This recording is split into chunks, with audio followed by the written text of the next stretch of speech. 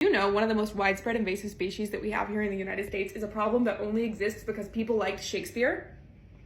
Yeah, so in the 18 and 1900s, there was this thing called acclimatization societies, which is where European settlers who felt that the United States was not beautiful enough because it wasn't European enough, decided they were going to fix this problem by trying to acclimatize European flora and fauna into US ecosystems. This is how they were going to fix the ugly hellhole that they had moved to, which is a very interesting choice, because if it's a big deal to you that the place you live is like Europe, you'd think we could have just stayed there. But no, we have to do things the hardest way possible. So there was one of these societies who really felt it was important that the United States have every bird that was ever mentioned in Shakespeare's plays. And so to that end, they gathered up 100 European starlings and they released them into Central Park. And all those European starlings, gone. Eaten by predators, got disease, whatever. They were like, no problem, we have more. They released another 100 European starlings into Central Park. Those European starlings, also gone. And they said, doesn't matter how many birds have to be sacrificed for this.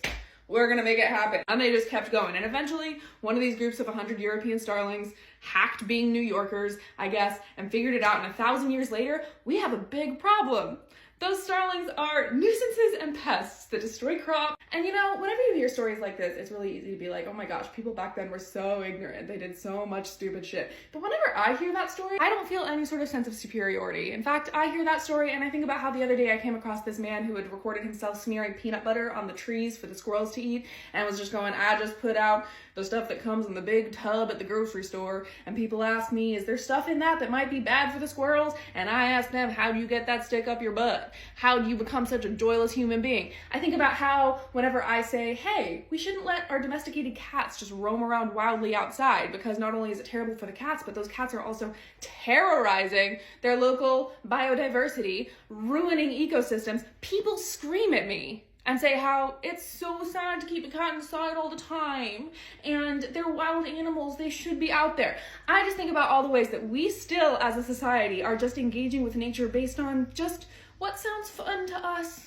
what feels good. We as a society have not gotten better at being thoughtful, at making sure that we are not doing damage and harm to the land that we walk on and live on. And not only that, but we make fun of people who say, hey, maybe we should be asking those questions. And you know what? Say what you will about my ancestors releasing invasive species out into the world, but they didn't have a phone that they could take out and type in, is this a bad thing to do? Could it be bad for a squirrel to eat its body weight in processed sugar? They didn't have the ability to search that, but you do.